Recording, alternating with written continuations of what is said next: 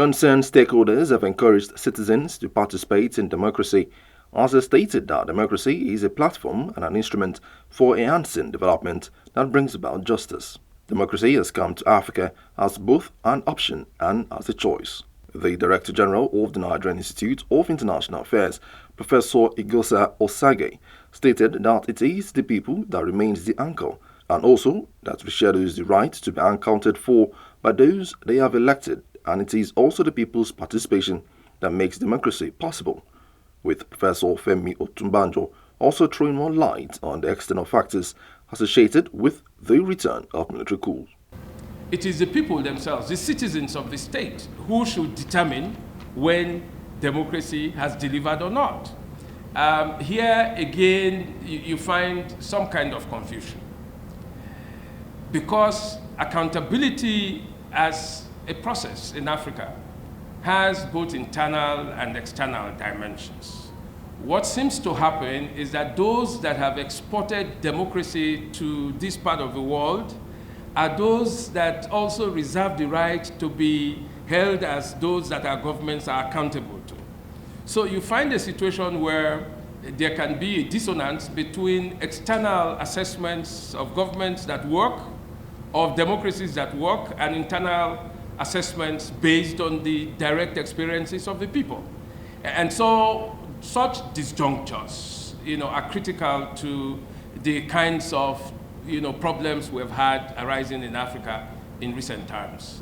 So everybody is there in the Sahel, but the most dangerous ones are the jihadist group, the Islamic State of West Africa, JNIM, and so on. These are fighting to take over.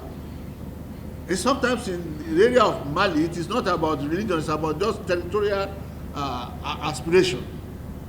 We have elements of them fighting in Chad, they're fighting part of Niger. In fact, the whole of the Sahel of West Africa is in danger.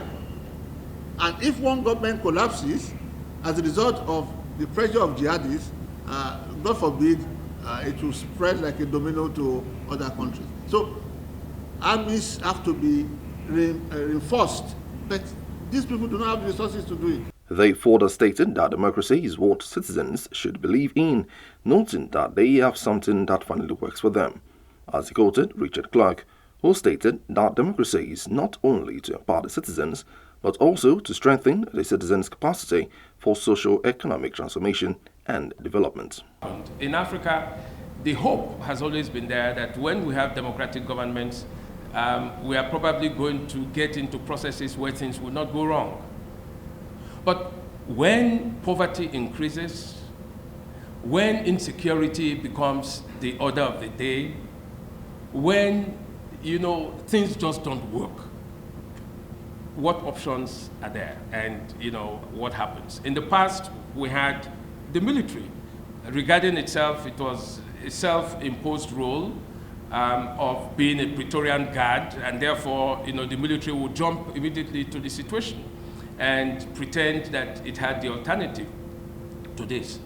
But just at what point do the people decide that things are not working?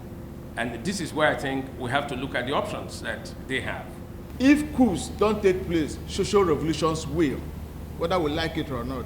And so I think government across Africa should begin to take cognizance of the fact that leadership is supposed to fulfill the yearn of the citizens and not for their own personal or self-aggrandizement.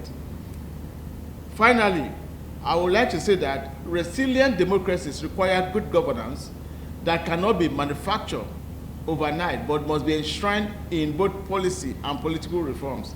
It is too difficult to try to construct a social contract when government is in crisis. It is, however, important to note that democracy works when citizens are involved, as democracy that works is a democracy that is suitable for the people.